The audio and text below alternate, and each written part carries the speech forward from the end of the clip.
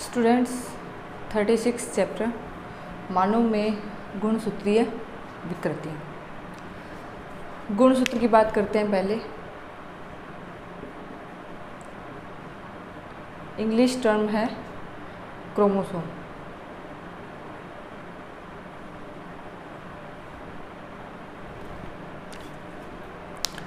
केंद्रक में न्यूक्लियस केंद्रक में डीएनए है वो धागे लाइक संरचना के रूप में प्रेजेंट रहता है और फिर डीएनए अपनी डबल हेलिक्स टाइटली कोइल्ड संरचना के रूप में किसका निर्माण करता है? गुणसूत्र का। और गुणसूत्र की संख्या है वो प्रत्येक जीव प्रजाति के अनुसार वेरी करती है और ये गुणसूत्र या क्रोमोसोम हैं, इन्हीं पर क्या पाए जाते हैं? हमारे जीन या फैक्टर कारक पाए जाते हैं जो पेरेंट्स माता पिता से आनुवंशिक सूचना या मैसेज को पीढ़ी दर पीढ़ी स्थानांतरित करते हैं। यानी हमारे आनुवंशिक लक्षणों को पीढ़ी दर पीढ़ी पहुंचाने का जो मेन फंक्शन है, कार्य है, वो किसके द्वारा किया जाता है? गुणसूत्र का। और ये गुणसूत्र है, ये जब युग्मक बनने से संतति निर्माण तक उसमें विभाजन होते हैं, अर्धसूत्री और समसूत्री विभाजन के दौरान इन गुणसूत्रों में आपस में जीन्स का या कारक का आदान प्रदान होता है।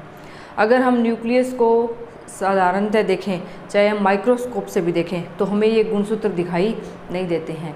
गुणसूत्र की संरचना अगर देखनी है तो उस समय वो कोशिका, जिस कोशिका की हम बात कर रहे हैं, उस कोशिका में विभाजन की प्रोसेस होनी चाहिए। कोशिका में विभाजन के दौरान ही हम गुणसूत्र की संरचनाओं को देख सकते हैं। अब गुणसूत्र का हिस्ट्री क्या है? सबसे पहले जैसे गुणसूत्र के बारे में सबसे पहले गुणसूत्र के बारे में हाफ मिस्टर ने बताया। हाफ मिस्टर, इन्होंने ट्रेडेंसकेंशिया की परागकण सेल या मातृ कोशिका में गुणसूत्र जैसी संरचना को देखा। फिर इन्हें गुणसूत्र नाम किसने दिया? वाल्टियर ने। क्या कहा इन्हें? गुणसूत्र। फिर स्टन और बावेरी, इन्होंने कहा कि ये जो पेरेंट्स जनक से संतति में सूचनाओं, आनुवंशिक सूचनाएं हैं या आनुवंशिकता की इकाई है, वो क्या है? गुणसूत्र। गुणसूत्र को क्या कहा? आनुवंशिकता की इकाई। आनुवंशिकता की इकाई का अर्थ है कि माता पिता से आनुवंशिक लक्षण उनकी संतति में पीढ़ी दर पीढ़ी आगे से आगे ट्रांसफ़र होना क्या कहलाता है? आनुवंशिकता। इसी में हम जैसे आगे इसी चैप्टर में देखेंगे कि आनुवंशिक रोग भी होते हैं, जैसे कि वर्णांधता, हीमोफीलिया। ये ज़रूरी नहीं है कि सभी बच्चों में ये रोग हो। एक ही माता पिता के अगर 2-4 संतान हैं तो उसमें ज़रूरी नहीं है सभी में ऐसा रोग हो। चारों में से एक संतान में होने की संभावना है भी और नहीं भी। ये हम आगे आपको डिटेल से, जैसे हमने मेंडल के नियमों का चेकर बोर्ड बनाया था, उसी के अनुसार आपको ये बताएंगे। तो यहाँ तक आपने क्या सीखा कि गुणसूत्र है। गुणसूत्र कहाँ पाए जाते हैं? केंद्रक में पाए जाते हैं। लाइक थ्रेड लाइक धागे समान संरचनाएं होती है और ये हिस्टोन प्रोटीन के चारों ओर प्रेजेंट रहती है या लिपटी रहती है। और इनमें आनुवंशिक सूचना किस रूप में होती है? डीएनए या आरएनए के रूप में होती है। और इसकी हिस्ट्री देखें तो सबसे पहले हाफ मिस्टर ने इसे ट्रेडेंसकेंशिया की परागकण मातृ कोशिका में देखा। एक्चुअली में गुणसूत्र नाम किसने दिया? वाल्टियर ने। और स्टन और बोवेरी ने बताया कि गुणसूत्र किसकी इकाई है? आनुवंशिकता की इकाई है। यहीं हम एक छोटी सी बात और करते हैं कि गुणसूत्र हैं, इसके 3 प्रकार हैं। गुणसूत्र के कितने प्रकार हैं? 3। जैसे वायरल मतलब हम बात करते हैं वायरस या क्या लिखें? वायरल गुणसूत्र। फिर हम देखें प्रोकैरियोटिक, नाम सुना आपने? प्रोकैरियोटिक सेल्स और eukaryotic cells. Eukaryotic cells. Viral गुणसूत्र यानी वायरस हैं जितने भी हम बात करते हैं उनमें गुणसूत्र के रूप में डीएनए या आरएनए में से दोनों में से एक आनुवंशिक पदार्थ पाया जाता है। जैसे हम देखें टीएमवी और बैक्टीरियोफेज, इनमें और कुछ पादप वायरस हैं। कुछ क्या है? पादप वायरस। इनमें आनुवंशिक पदार्थ केवल क्या होता है? आरएनए होता है और ये भी सिंगल स्ट्रैंड पाया जाता है। टीएमवी बैक्टीरियोफेजिया पादप वायरस में आनुवंशिक पदार्थ क्या होता है? केवल आरएनए होता है।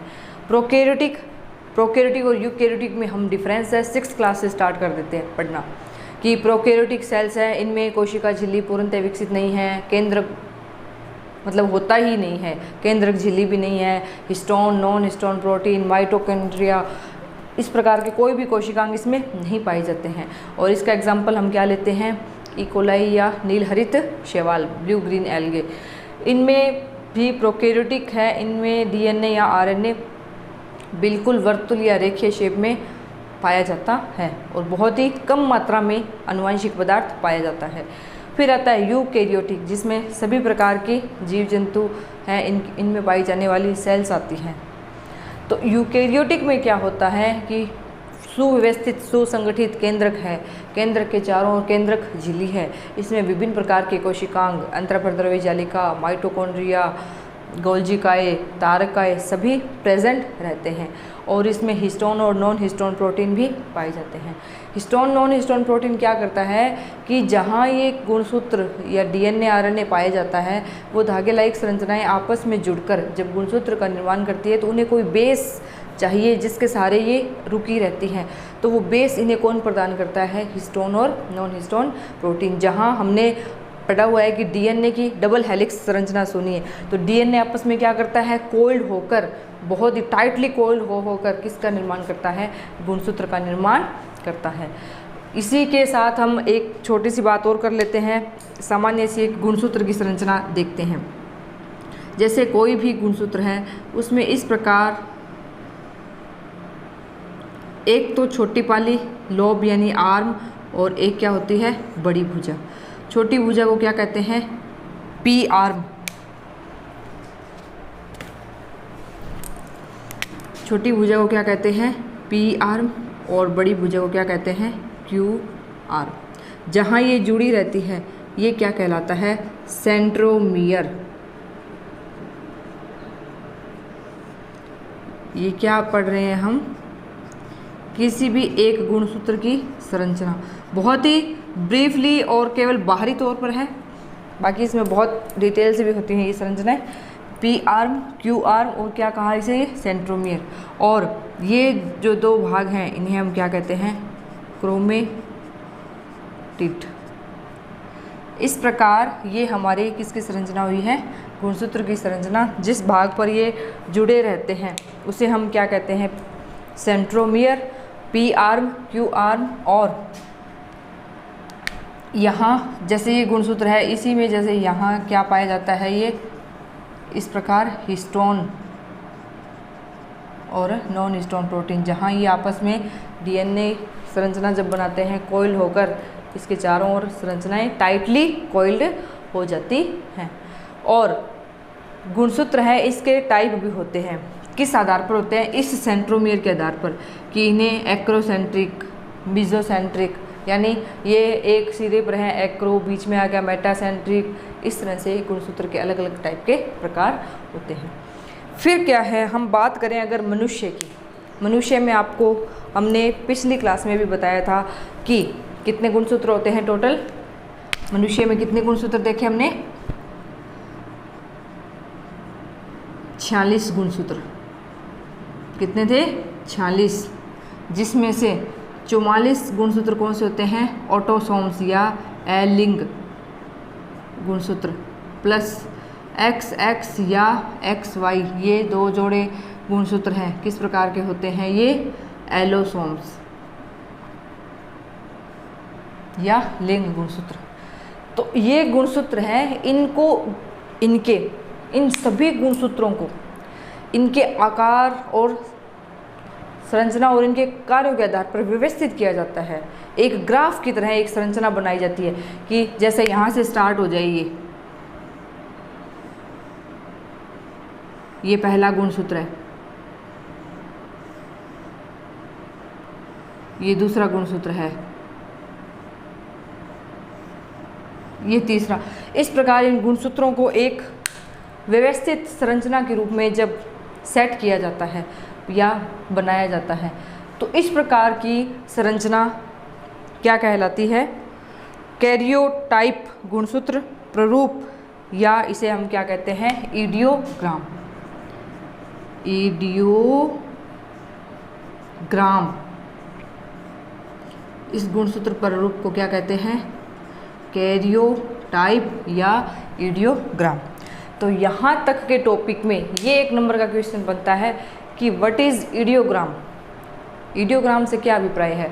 तो इडियोग्राम क्या है कि जब भी किसी भी जीव के गुणसूत्रों को एक व्यवस्थित तरीके से सेट किया जाता है या एक ग्राफ की तरह बनाया जाता है तो वो जो संरचना है उनका जो सेट बना दिया अलग अलग संख्या के अनुसार, क्रम के अनुसार, तो क्या कहलाता है? इडियोग्राम। ये जब सेट बने होते हैं तो अगर हमें इन गुणसूत्रों पर बाद में डिटेल में स्टडी करनी हो, जैसे कि इन पेरेंट्स की होने वाली अगर संतान में कोई भी उत्परिवर्तन हो जाए या कोई भी आनुवंशिकीय विभिन्नता उत्पन्न हो, तो उसके अगर हमें जांच चेकिंग करनी हो तो उसमें ये इडियोग्राम अगर हमारे पास बना होता है तो उससे हमें ये बहुत ही हेल्प मिलती है। तो ये था हमारा यहाँ तक गुणसूत्र की बहुत ही ब्रीफ जानकारी। क्या क्या देखा हमने कि गुणसूत्र कहाँ पाए जाते हैं, कैसी संरचना है, और हम इन्हें विभाजन के दौरान ही देख सकते हैं। किसी भी सेल में अचानक से हम कहेंगे हमें आज ही गुणसूत्र देखना है तो हम नहीं देख सकते हैं। विभाजनशील कोशिका में हम गुणसूत्र की संरचना को बहुत ही आसानी से देख सकते हैं। आगे है, ये 3 वैज्ञानिक आए हैं, हाफ मिस्टर वाल्टर स्टर्नबोवेरी, फिर ये कहाँ कहाँ कैसे पाए जाते हैं, और ये एक जनरल सी गुणसूत्र की क्या होती है? संरचना।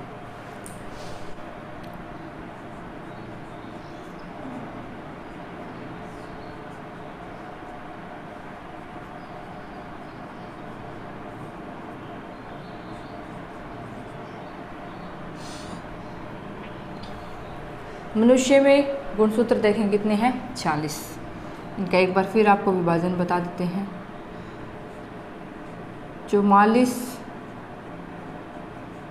गुणसूत्र क्या कहलाते हैं? ऑटोसोम,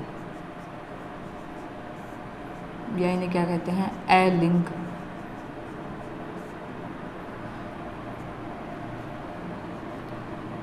दो गुणसूत्र जिसमें मेल और फीमेल,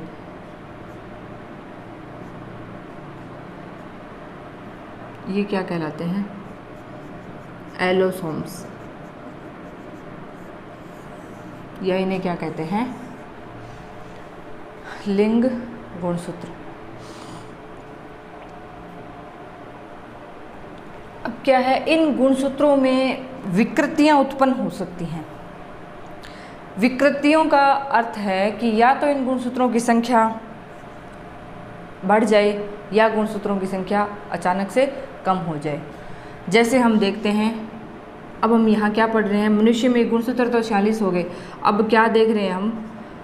गुणसूत्र से संबंधित विकृतियाँ या असामान्यताएं, यानी जो सामान्य संख्या है, सामान्य नियम है, सामान्य लक्षण है, उनसे कुछ अलग है, तो वो हमारे लिए क्या होगा? विकृतियाँ या असामान्यताएं।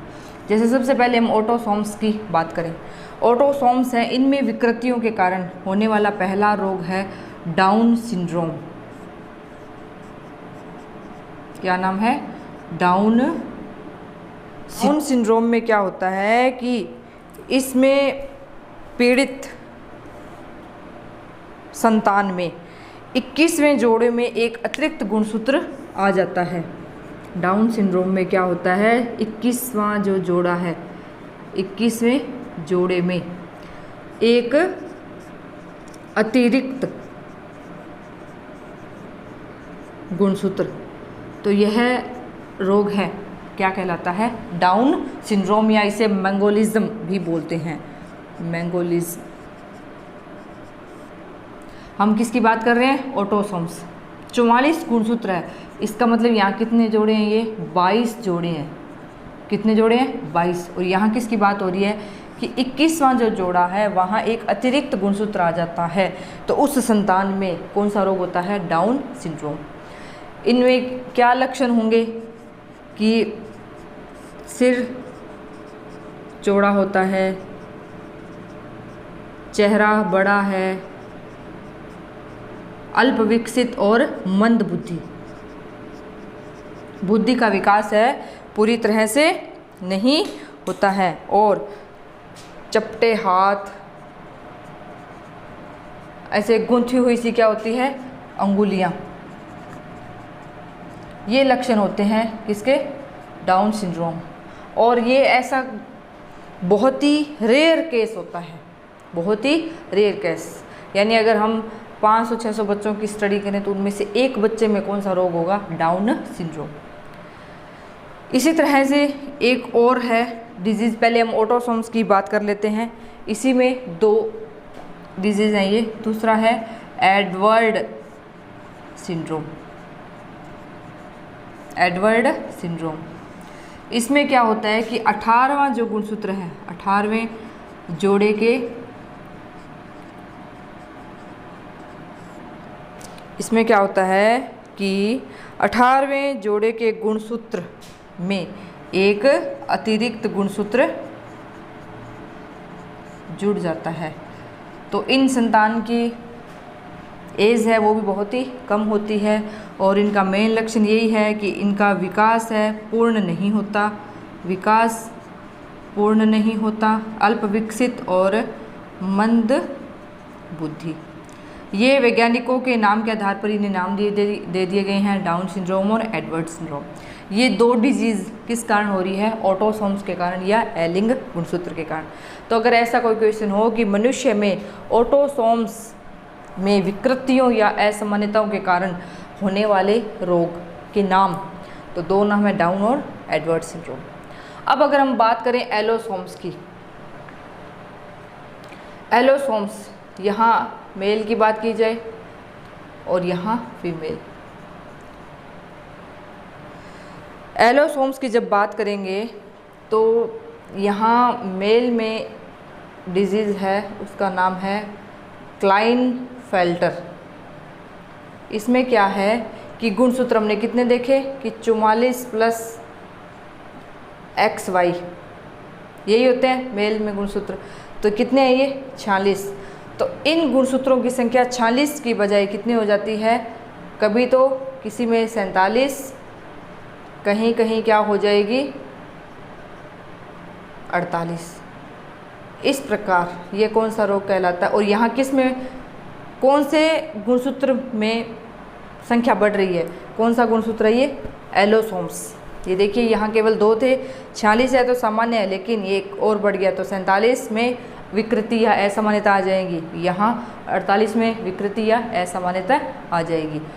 इसी प्रकार फीमेल की बात करें तो यहाँ कौन सा है? Turner syndrome. टर्नर सिंड्रोम यानी क्लाइनफेल्टर सिंड्रोम है, केवल कहाँ हो सकता है? मेल या पुरुषों में। और टर्नर सिंड्रोम कहाँ होगा? फीमेल में। तो यहाँ हमने गुणसूत्र क्या देखे हैं? 44 + XX पढ़ा है, जनरल सामान्यता ये उपस्थिति है। लेकिन इसमें क्या होगा? एक गुणसूत्र की क्या हो जाती है? कमी हो जाती है, और गुणसूत्र कितने रह जाते हैं? 45। कितने रह जाते हैं? 45। तो ऐसी फीमेल है, इसका पूर्ण विकास नहीं होता है, और अल्प बुद्धि और शरीर का भी पूर्ण विकास नहीं होता, यानी अल्प विकसित। ये है हमारे मुख्य 4 डिजीज़ जो संबंधित हैं। 2 डिजीज़ तो ऑटोसोम्स गुणसूत्र से, ऑटोसोम्स क्रोमोसोम से, और 2 डिजीज़ संबंधित हैं एलोसोम्स। तो आपको क्वेश्चन ध्यान से पढ़ना है कि ऑटोसोम्स पूछा है या एलोसोम्स। एलोसोम्स में क्या पढ़ेंगे हम? क्लाइनफेल्टर मेल से संबंधित है, जिसमें गुणसूत्र की संख्या 46 की बजाय 47, 8, 9 तक। और टर्नर सिंड्रोम है, फीमेल्स में पाया जाता है, और इसमें गुणसूत्र की संख्या कम हो जाते हैं, यानी 46 की बजाय कितने रह जाते हैं 45। अगला टॉपिक है हमारा सहलगनता,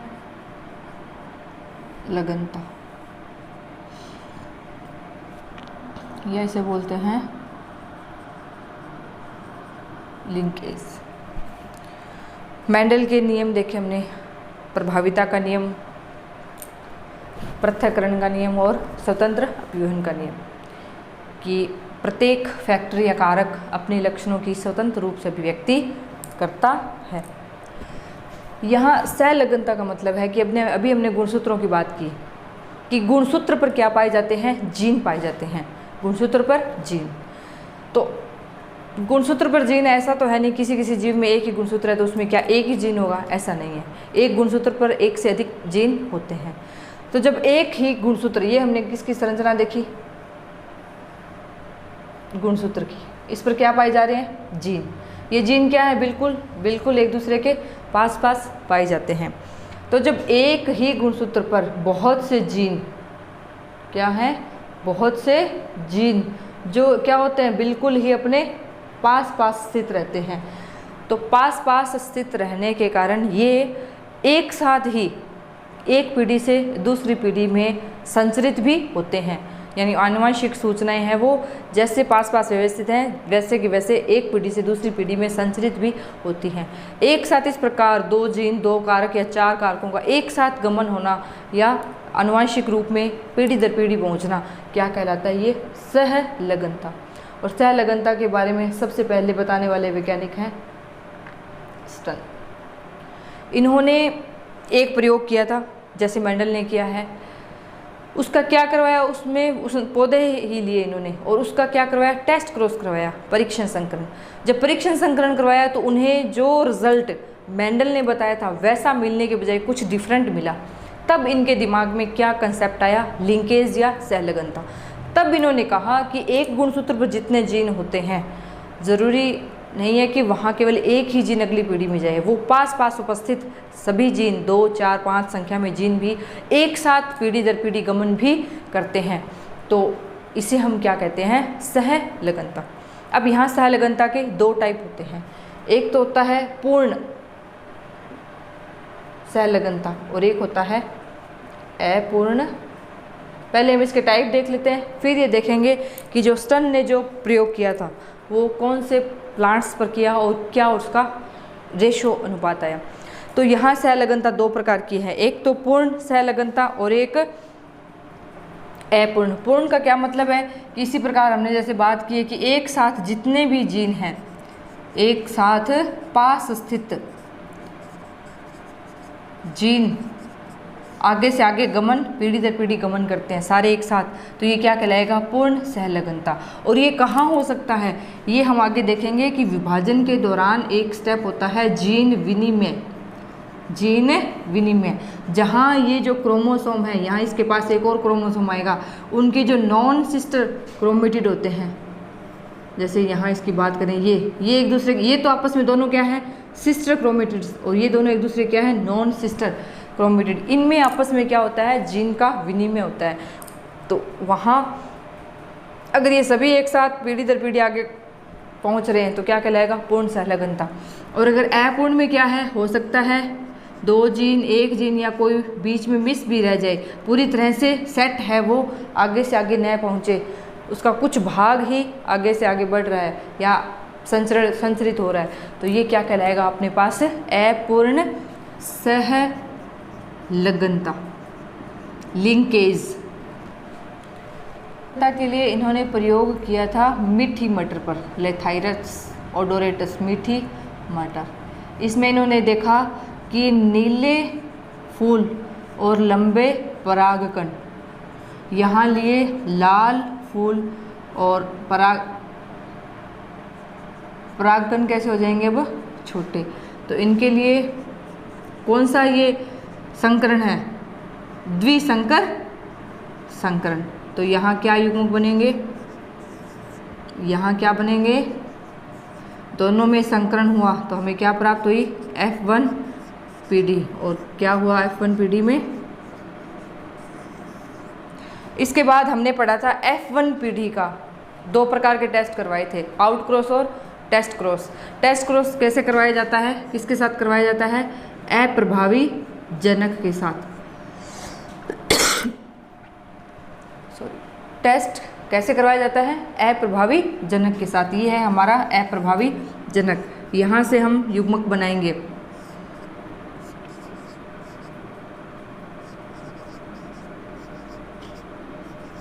बनेंगे ये 4 युग्मक और यहाँ से केवल क्या बनेगा, चलिए अब इसका संकरण करवाते हैं, स्वपरागन संकरण। इसे हम यहाँ ले लेते हैं, ठीक है। तो अब देखिए यहाँ क्या बनेगा,